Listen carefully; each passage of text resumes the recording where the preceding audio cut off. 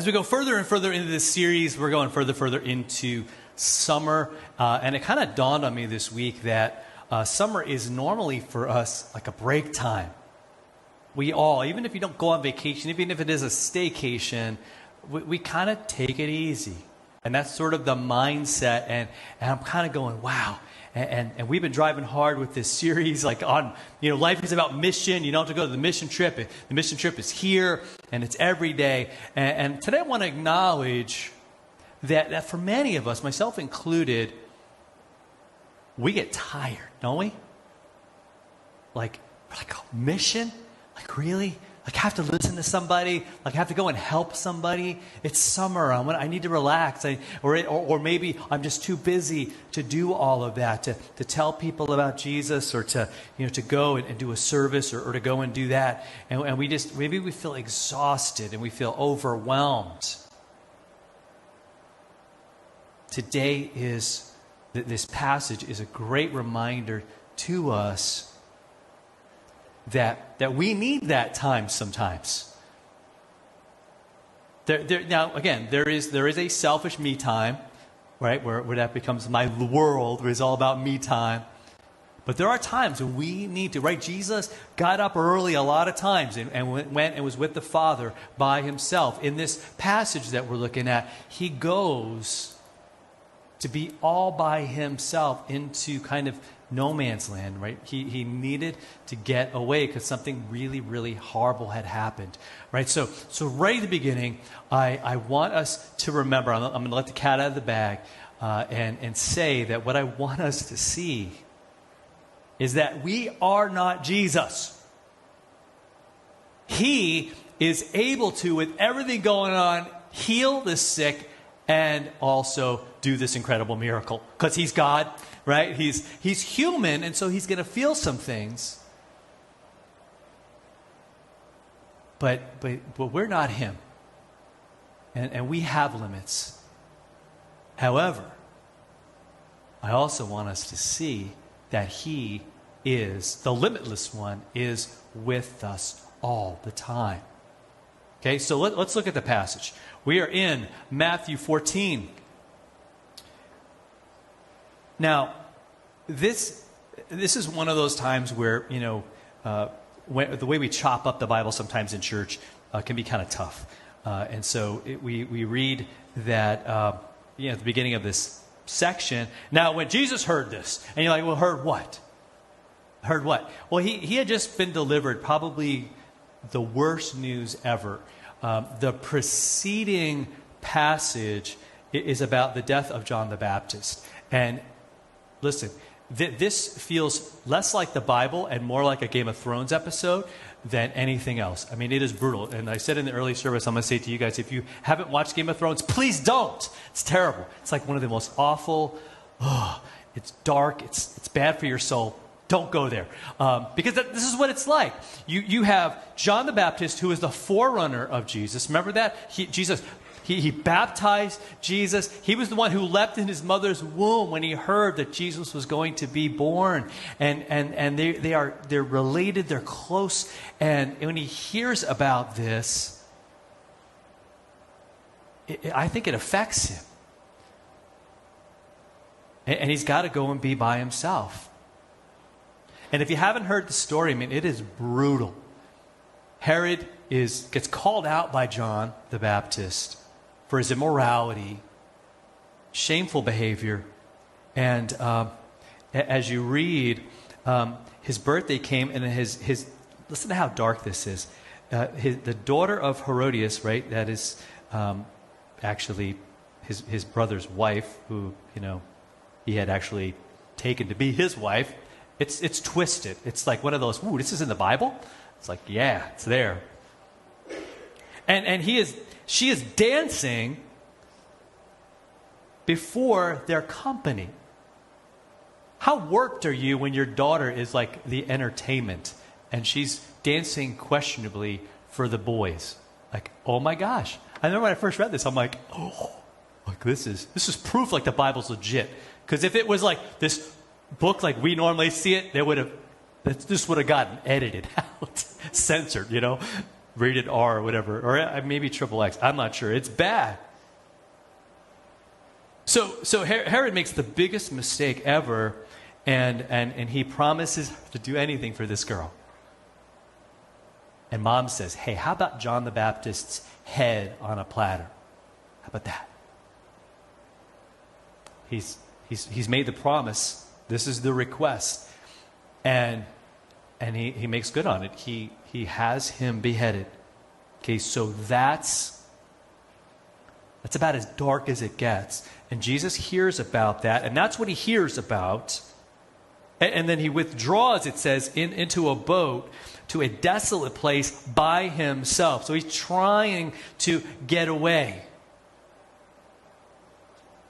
Not because of danger, but perhaps, again, this is one of those moments he's going to show us that as human beings, we got limits, emotionally, spiritually, and all those things. Now, he doesn't, but he's mirroring that for us. He's showing us. But the crowds hear it. They heard it, and they follow him on foot from the towns. And then, so picture this. He arrives at the shore, and there is this massive crowd. At the end of the reading, we see it's about 5,000 men besides women and children. Now, again, it's a guesstimate to say how much that is. So it's probably, we're looking at maybe 10,000, I don't know, maybe 15, maybe, yeah. And those are low numbers, which are massive. You can't count how many people are there. It's just overwhelming. And it says here, and this is the thing that I want us to find comfort in the fact that Jesus had compassion on them. Even though he's coming from this horrible news, and yet again, evil, just rearing its ugly head. But here are all these people with all these needs, right? They're sick. They need to be, many of them need to be healed. And it says that he had compassion on them. His guts were literally just like, he was moved. It was one of those things where I have to do something. And that's who Jesus was and is. It's not about, it's what he's there to give. He says, I don't come to be served, right? But to serve and to give my life as a ransom. I mean, this is him doing that. Now he's going to go and ultimately do that on the cross to save us, to forgive us, to defeat death, to defeat sin, and all of that. He's on his way to do that. But we see a huge, not just a glimpse of it, we see a huge just time when he's just demonstrating this. And so he heals their sick. And he's there for a bit of time doing this. It's getting late. And the disciples, they go to Jesus and they say, we are in the boonies here. That's my translation. There's no Wawa around. We can't send somebody for a hoagie run. You know what I mean? Make sure I get some mac and cheese in there, Peter. And, no, there's none of that. There's no place. They are literally out in the middle of nowhere. Desolate is the word that they use. And we're losing daylight here. Send the crowds away. They figure it's a great logistical plan. They can go get food. Everything's going to be good. So what does Jesus say? They don't have to go anywhere. Why would we send them away? Like, he wants to help them. He says, you give them something to eat. And again, there's a lot of different schools of thought on what it means that a lot of people say, well, wow, look, somebody gave up 5 loaves and 2 fish. I kind of look at it, there's at least 12 disciples and many others. And that's all they could get. That's all you could drum up was like 5 loaves and 2 fish. With that many people? Like, you're kidding me? Like, no one else had anything? But the clue, I think, to us understanding where they're at they give a very human word, and that's the word only. They said, we have only this. To the King of the universe, to the one who made everything. He had seen them do incredible, right? They had seen Jesus heal and all these other things. They've seen him, do things that would instill hopefully confidence in them and faith in them that this Jesus could do everything. And now faced with a catering issue, they're sort of freaking out, going, "What are we going to do? This is all we got." And don't we do the same thing? I can't rail at these guys. How many times am I faced with something, with a decision? I'm faced with a dilemma. What do I do? Right? Maybe I need to forgive somebody, and I'm like, "Lord, I only have so much that I can give." Anybody ever say that? It's only so much I can take. Only. I got to pay this bill, and I only have, and those are realities that we all have. I only have this. And Jesus says, "All right, bring it. Let's see. Bring it. Bring that stuff to me. Bring the 5 loaves, bring the fish to me." And he has everybody sit down on the grass. They're not going anywhere. He takes the 5 loaves, he takes the 2 fish, looks up to heaven, to his Father, right? Says a blessing. And then he breaks the loaves and he gives them to the disciples, and the disciples gave them to the crowds. And this is one of those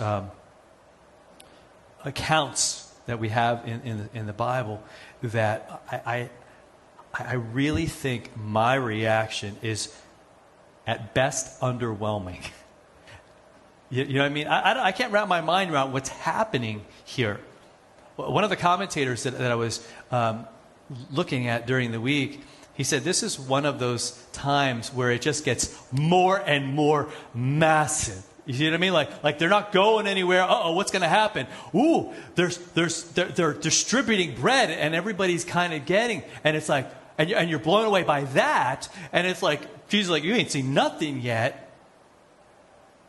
That they all eat and were satisfied. This wasn't one of those, I skip lunch and I'm kind of hungry and I'll grab a Dorito. You ever do that? Like this will help me to tide, because I can't eat before because I got dinner coming and it's in 2 hours and I am really hungry. You know what I mean? And you have a little bit of a snack or something. This isn't that. This is like a full meal. This is reclining back. Maybe got to open up your belt a little bit because it's like, whoa, that was good, right? They were satisfied.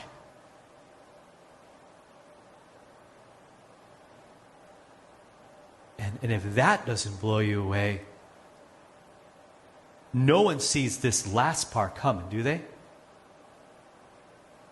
So they're cleaning up.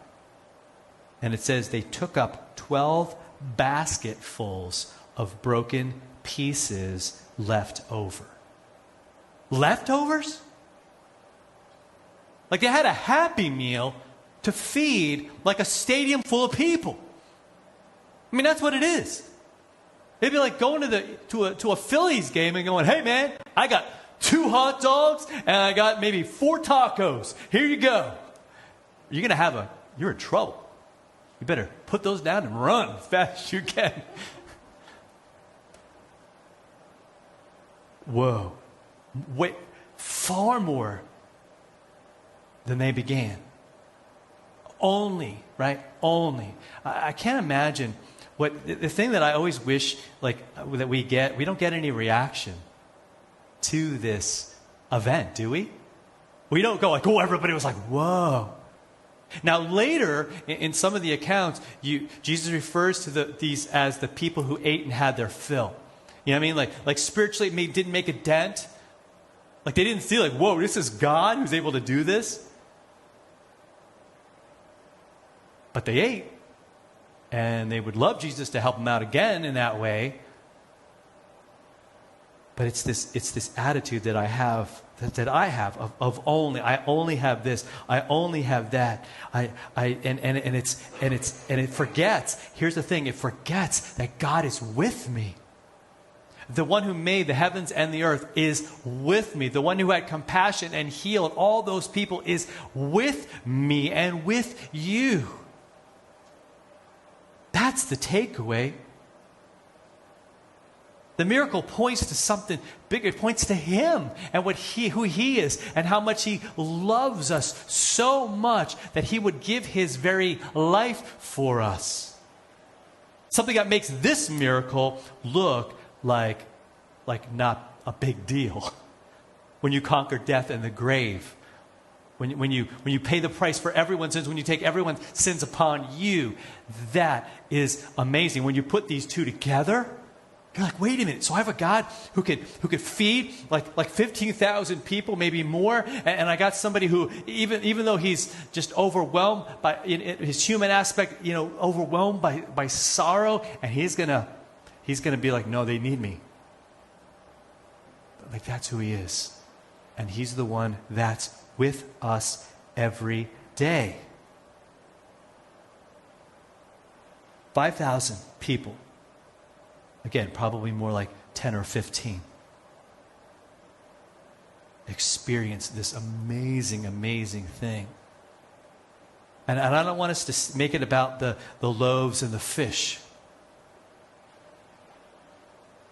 But that we would stop thinking only. Now again, that might be reality. I don't want us to kid ourselves. Sometimes we go to God and sometimes we got nothing. But do you remember what did God use to make the world? Was there a Home Depot? Was there a Lowe's around where He got all the material? Did He call Amazon? I say I need about 1 billion, whatever. No. That's what makes Him God, is that He was able to create out of nothing. I mean, how much more do we have to see before we'll trust, before we'll be comforted, before we'll find that peace that God gives? And it's difficult because real world hits, and it hits, and it hits. And we're like, and again, our response is only.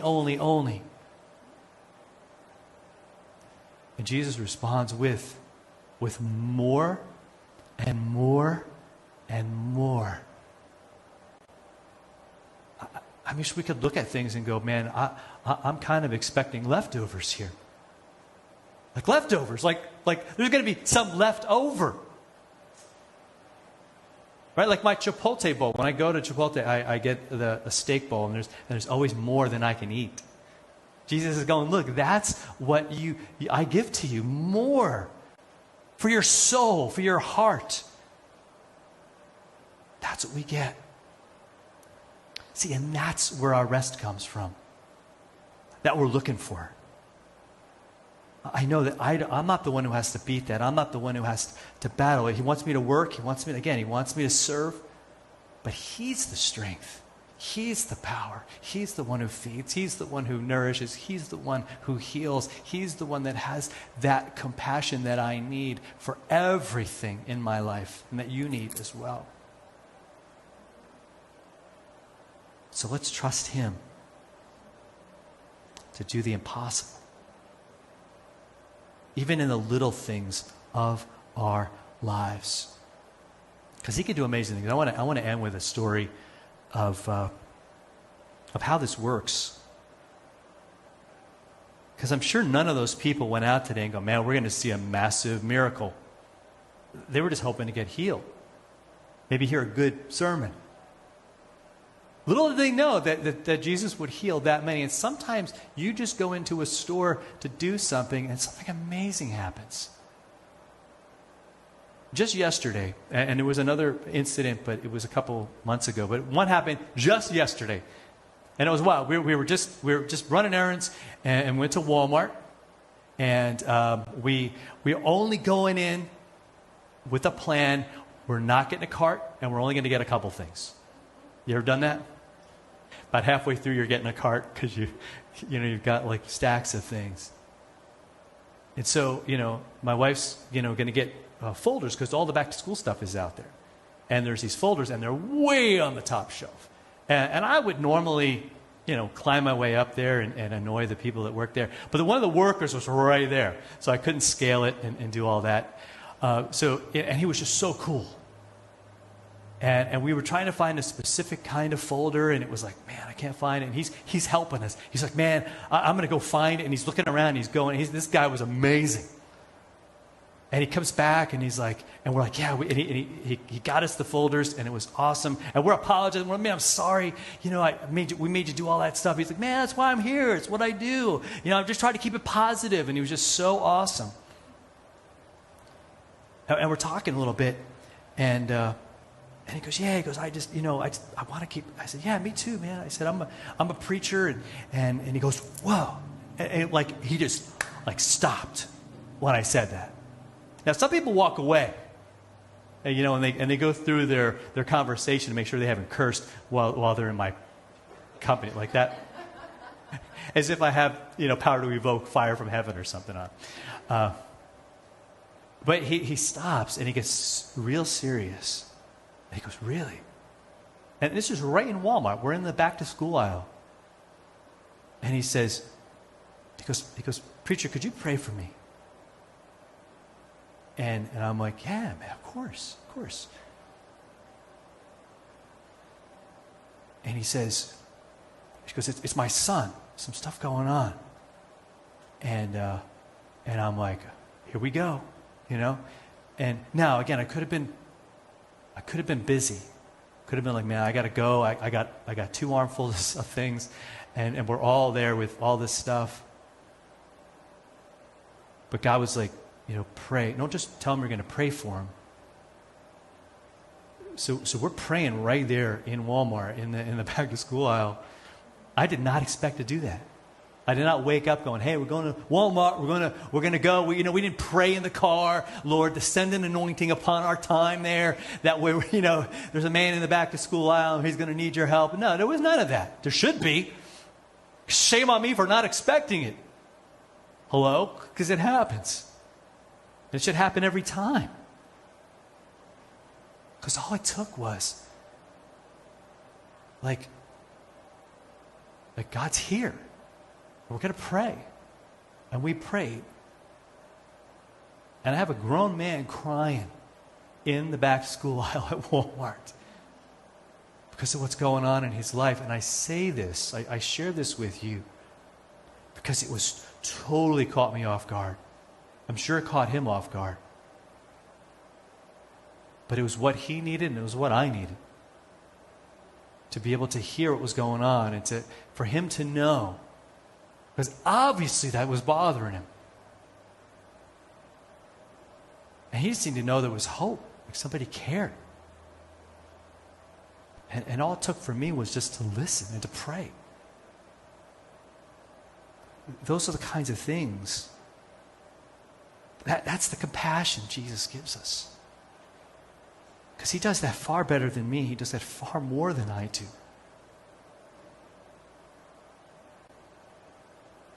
So let's be looking and never treat anything like it's just going here, going there.